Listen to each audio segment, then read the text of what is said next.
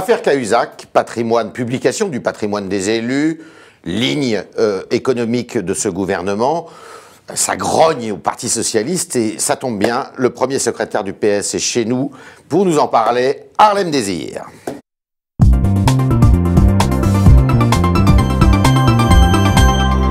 Harlem Désir, finalement, il n'y aura pas de référendum sur cette moralisation de la vie politique. Le président de la République, oui ou non, vous a-t-il désavoué?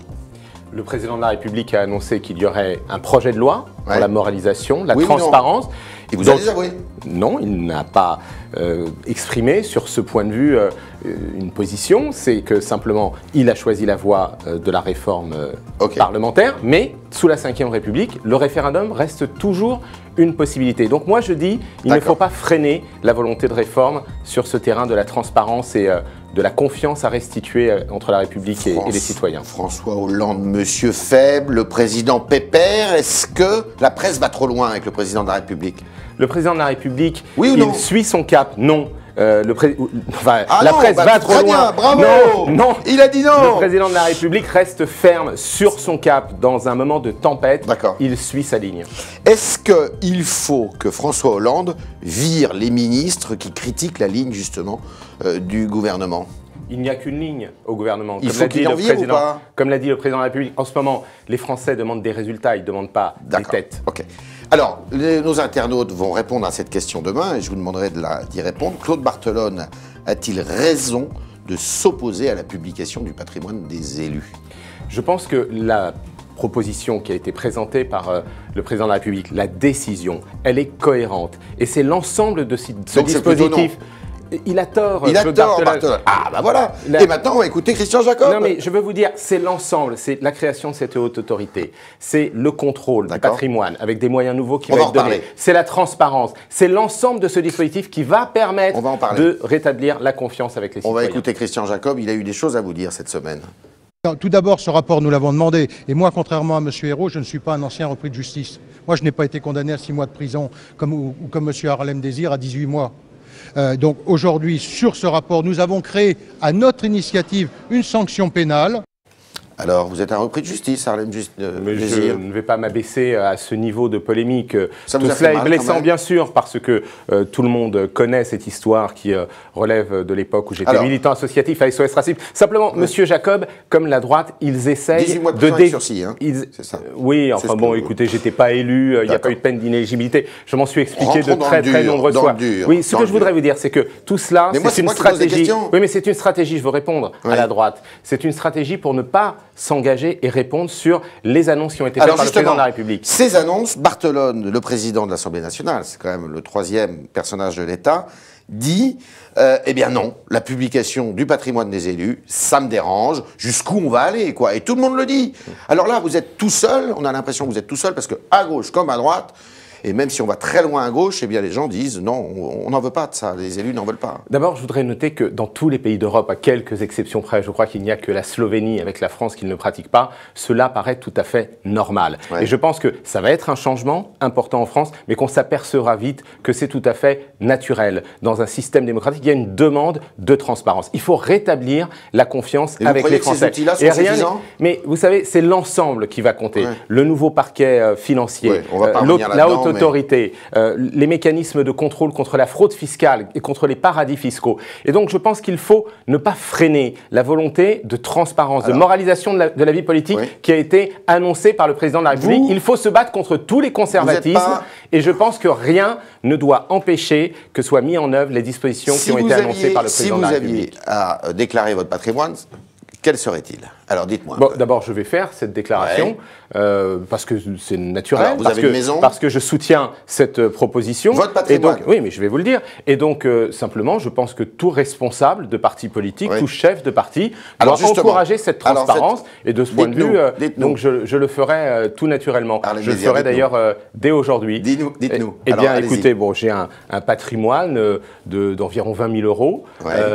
Et j'ai été... Ça, c'est un compte en banque, ça. Oui, voilà, sur des livret d'épargne. Ouais, j'ai été propriétaire et quand nous nous sommes séparés avec la mère de mes enfants, nous avons vendu cet appartement. Donc aujourd'hui, je ne suis plus propriétaire. Non, maintenant je suis locataire d'un appartement de 4 pièces à Paris. Donc vous êtes très loin de l'impôt sur la fortune, pas comme Marisol Touraine. Oui. J'ai une voiture aussi. Ah, vous avez une voiture. Voilà. Et il n'y a pas de conflit d'intérêt possible? Vous n'êtes pas lobbyiste pour un labo pharmaceutique? Non, et d'ailleurs, je pense que dans les annonces qui ont été faites par le président de la République, il est très important que l'on mette en œuvre aussi cette incompatibilité beaucoup plus stricte, beaucoup plus large, entre un mandat public, et notamment un mandat de parlementaire, et un mandat privé ou une activité privée rémunérée, comme c'est le cas pour les avocats d'affaires, parce que là, il y a conflit d'intérêts. Qu'est-ce que vous direz si le projet de loi qui va être présenté au Conseil des ministres fin avril n'est pas adopté par les parlementaires? Mais je vous l'ai dit, ce ne serait pas acceptable. Je demande à la majorité, et même à tous les républicains. C'est un appel solennel que vous lancez ce matin. Absolument, à tous les républicains de répondre positivement. Midi 6, Harlem Désir dit aux députés de gauche, et notamment du Parti Socialiste, vous devez voter. Le devoir de la majorité, c'est d'adopter cet ensemble de mesures pour le contrôle, la transparence de la vie politique, pour reconquérir la confiance avec nos citoyens. Et je demande aux républicains, y compris de l'autre rive, à la droite, de répondre sérieusement aux propositions qui ont été faites par le président de la République. Il y avait ce sujet, il y a un autre sujet. Alors là, c'est l'ébullition, mais le PS est mort. C'est Gaëtan Gorce qui le dit, sénateur du Parti Socialiste. Il dit, il y a une dérive clanique. Vous êtes un chef de clan, Harlem Désir. Le PS n'est plus, il faut désormais renaître.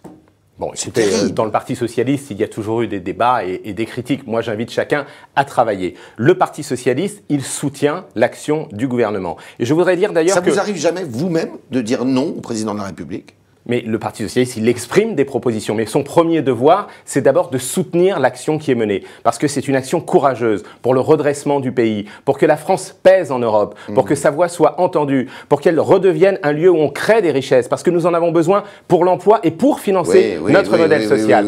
Et simplement... Mais il y a Hamon, Montebourg qui disent, bah non, c'est pas la politique qu'il faut. La politique qu'il faut, c'est une politique qui soit plus généreuse vis-à-vis des plus modestes. Il y en a assez d'être sous la contrainte de Bruxelles. Qu'est-ce que vous répondez à Hamon, Montebourg et tout cela? D'abord, moi, je demande au ministre d'être soudé dans le gouvernement, dans l'action. Le lieu du débat, c'est le Parti Socialiste. Aujourd'hui, la politique qui est menée, la politique de sérieux budgétaire, le président de la République l'a dit, ce n'est pas une politique d'austérité. C'est une politique qui doit nous permettre de retrouver notre indépendance et notre souveraineté financière et économique pour avoir des marges de manœuvre, pour financer l'investissement, pour financer la création d'emplois, pour financer notre modèle social. C'est en redonnant de la force économique et de la force politique à la France que nous lui donnons la possibilité de peser en Europe et de combattre les politiques d'austérité menées par les conservateurs. Donc il y a effectivement une bataille qui est engagée à l'échelle européenne contre ces politiques d'austérité. Et nous soutenons tous l'action du président de la République contre, c'est vrai, une majorité de gouvernements conservateurs, y compris celui d'Angela Merkel, qui impose à l'Europe des politiques d'austérité qui aggravent la récession. Tous les socialistes et tous les membres du gouvernement sont ensemble dans cette bataille. Et la politique qui est menée en France, c'est précisément une alternative à cette politique d'austérité. En tous les cas, les socialistes ne sont pas tous d'accord. Il y a une crise, on a l'impression, si vous voulez, l'impression et qui est une réalité. À la tête de l'État comme à la tête du parti, il y a une crise d'autorité, non ?